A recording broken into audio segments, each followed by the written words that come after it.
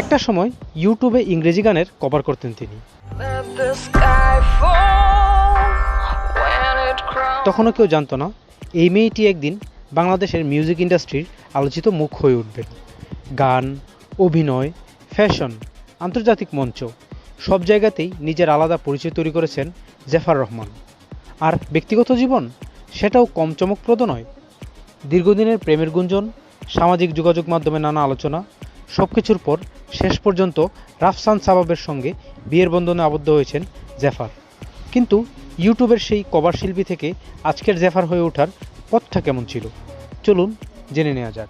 জেফার রহমানের কেরিয়ারের শুরুটা হয়েছিল ইউটিউব দিয়ে। নিজের পছন্দের ইংরেজি গান কভার করে ভিডিও প্রকাশ করতেন তিনি। জেফারের কণ্ঠ ছিল অন্যদের থেকে আলাদা, তার গায়কিতে ছিল নিজস্ব একটা স্টাইল, আর সেই স্টাইলই ধীরে ধীরে তাকে অন্যদের থেকে আলাদা করে দেয়।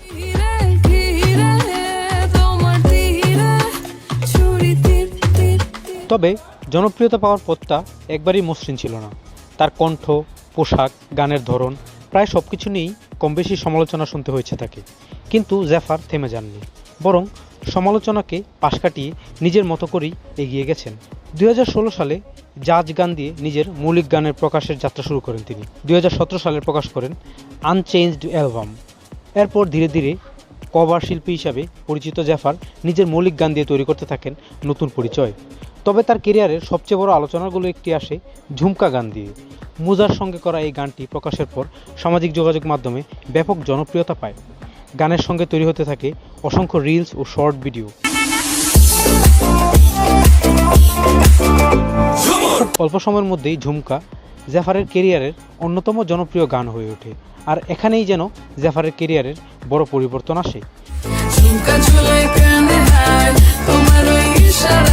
তিনি আর ইউটিউবের কভার শিল্পী নন, মূলধারার দর্শকের কাছেও নিজের জায়গা তৈরি করে ফেলেন জেফার। এরপর নেই প্রয়োজন, হারাবো না, অজানা, আরলে হারলান বিভিন্ন গান দিয়ে শ্রোতাদের মাঝে নিজের অবস্থান আরও শক্ত করেন জেফার। কিন্তু জেফার শুধু গানের মধ্যে নিজেকে আটকে রাখেননি, অভিনয়ও দিয়েছেন নিজের উপস্থিতি। চঞ্চল চৌধুরীর সঙ্গে মনোগামী সিনেমায় অভিনয় করে দর্শকদের সামনে নতুন পরিচয়ে হাজির হন তিনি। অর্থাৎ একদিকে গান, অন্যদিকে অভিনয়, দুই ক্ষেত্রেই নিজেকে প্রমাণ করার চেষ্টা চালিয়ে যাচ্ছেন জেফার। আর তার জনপ্রিয়তা যে শুধু বাংলাদেশ সীমাবদ্ধ সেটাও নয়। 2023 সালে লস অ্যাঞ্জেলসে অনুষ্ঠিত 65তম গ্র্যামি অ্যাওয়ার্ডসে রেড কার্পেটেও দেখা যায় তাকে। বাংলাদেশের একজন শিল্পী হিসাবে আন্তর্জাতিক এমন একটি মঞ্চে জেফারের উপস্থিতি নিঃসন্দেহে ছিল আলোচনার একটি মুহূর্ত। তবে কেরিয়ারের পাশাপাশি জেফারের ব্যক্তিজীবনও ছিল সবসময় আলোচনায়। বিশেষ করে রাফসান সাবাবের সঙ্গে তার সম্পর্ক নিয়ে দীর্ঘদিন ধরে সামাজিক যোগাযোগ মাধ্যমে চলছে নানা জল্পনা কল্পনা। 2026 সালের জানুয়ারিতে জেফার রহমান ও রাফসান সাবাব বিয়ে করেন। বিয়ের খবর প্রকাশে আসার পর সামাজিক যোগাযোগ মাধ্যমে তাদের নিয়ে শুরু হয় নতুন আলোচনা।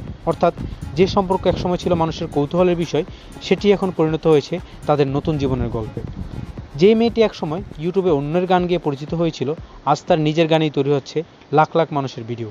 এটাই হয়তো জেফারের সবচেয়ে বড় সাফল্য। এরকম আরও তথ্য পেতে সংযুক্ত থাকুন একের টিভিতে।